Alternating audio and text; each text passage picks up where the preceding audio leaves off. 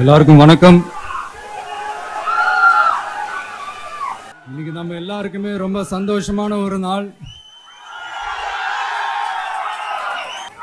நான் என்னுடைய அரசியல் பயணத்தை தொடங்கி அதுக்கு ஒரு தொடக்க புள்ளியா நம்ம கட்சியினுடைய பேரை போன பிப்ரவரி மாசம் நான் அறிவிச்சேன். அன்னிலிருந்தே பாத்தீங்கன்னா ஒரு குறிப்பிட்ட ஒரு நாளுக்காக நீங்க எல்லாருமே வெயிட் பண்ணிட்டு இருக்கீங்கன்றது எனக்கு நல்லா தெரிஞ்சது. எஸ் நம்ம முதல் மாநில மாநாடு, அதுக்கான ஏற்பாடுகள்லாம் நடந்துகிட்டு இருக்கு. கூடிய சீக்கிரமே அது என்னைக்கு எப்போன்றதெல்லாம் நான் உங்களுக்கு அறிவிச்சிடுறேன்.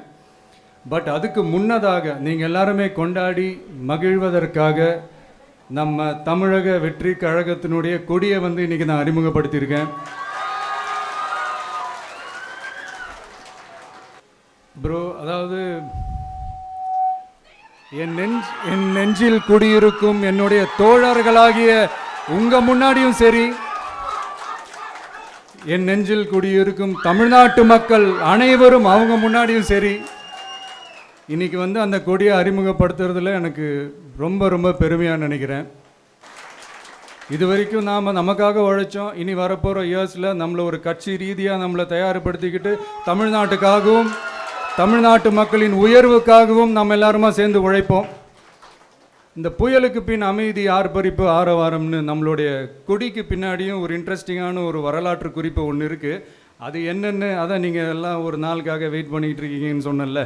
அன்னைக்கு நம்மளுடைய கொள்கைகள் என்ன, நம்மளுடைய செயல் திட்டங்கள் என்னன்னு சொல்லும்போது அன்னைக்கு இந்த கொடிக்கான விளக்கத்தையும் நாங்கள் சொல்கிறோம். அது வரைக்கும்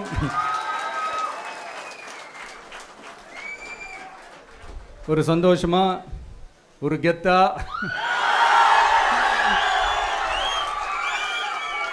நம்ம இதை ஏற்றி கொண்டாடுவோம். இது வெறும் நம்மளுடைய ஒரு கட்சிக்கான கொடியாக மட்டும் இதை நான் பார்க்கலைங்க. தமிழ்நாட்டோட வருங்கால தலைமுறைக்கான ஒரு வெற்றிக்கான ஒரு கொடியாக தான் நான் பார்க்குறேன். இது உங்கள் இல்லத்தில் உங்கள் உள்ளத்தில் இதெல்லாம் நான் சொல்லாமலே நீங்கள் ஏற்றுவீங்கன்றது எனக்கு நல்லா தெரியும்.